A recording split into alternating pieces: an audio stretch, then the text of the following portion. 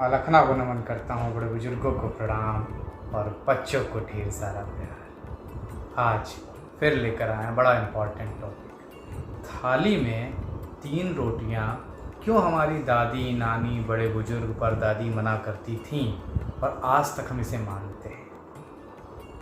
क्या इसे मानना चाहिए?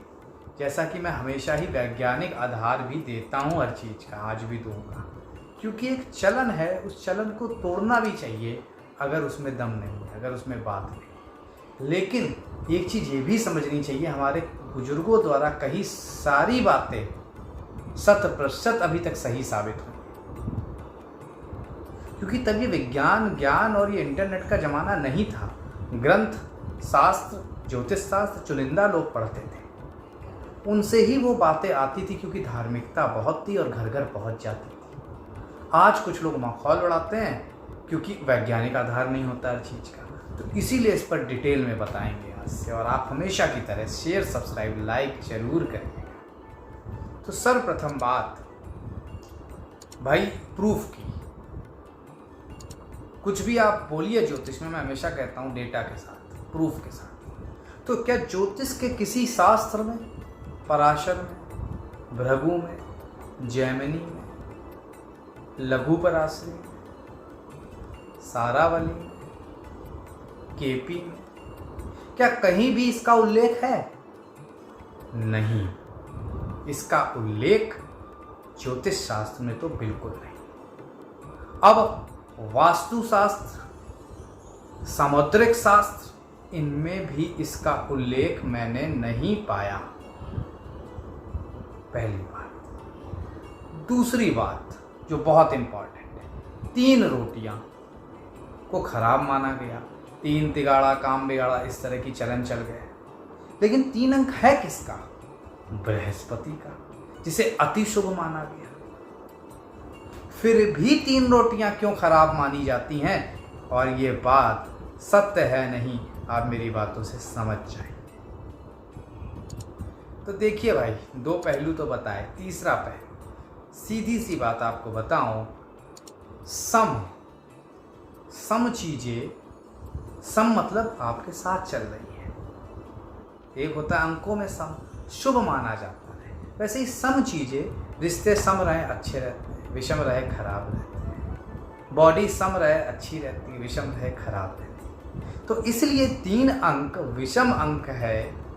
इस वजह से शायद हमारी दादी नानी ने 3 रोटियां थाली में रखने से हमेशा मना किया। एक ये बात मुझे छोटे थोड़ा बहुत समझ आती है।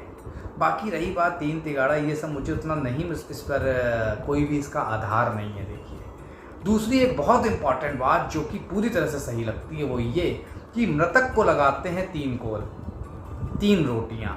जब भी किसी मृतक को भोग लगाते हैं तो 3 रोटी थाली में रखी जाती हैं, और त्रयोदशी संस्कार से पहले खास तौर से उसके नाम की थाली लगाई जाती है।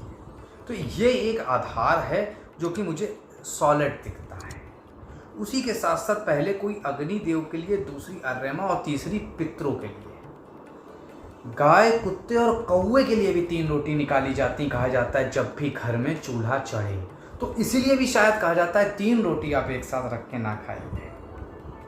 ये भी बात समझ में आती है और मैं इसका सपोर्ट करता हूँ।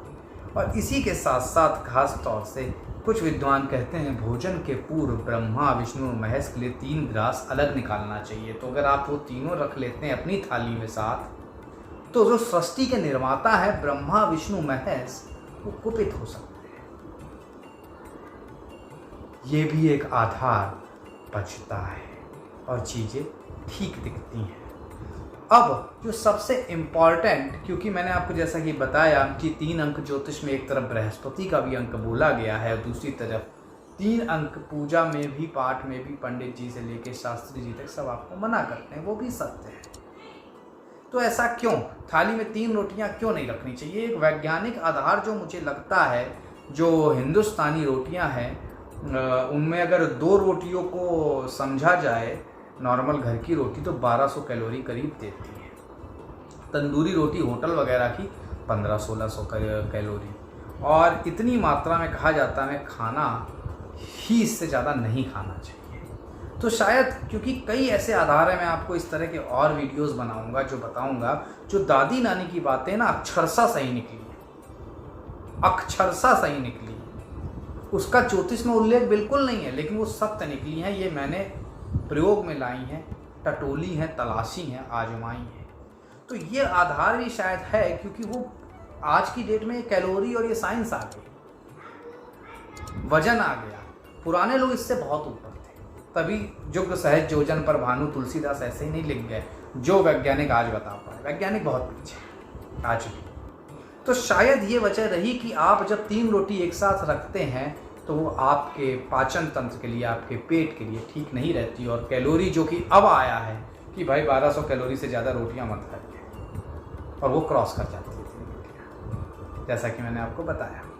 तो शायद ये एक आधार रहा होगा क्योंकि उनका जो दिमाग था, उनका जो तरीका था जीवन जीने का, वो आज के वैज्ञानिक आधार से बहुत आगे। तो मेरी कहीं ना कहीं जांच परख रिसर्च में ये पाया कि इसीलिए 3 रोटियां नहीं रखनी चाहिए। कुछ आधार जो मृत्यु पंचक वगैरह के थे वो मैंने आपको बताया, त्रयोदशी संस्कार के, वो भी कहीं ना कहीं वैलिड है, संपूर्ण जानकारी अपने में समेटे हैं। तो इसलिए अगर आप भी ऐसा करते हैं तो कृपया ऐसा करने से बचिए।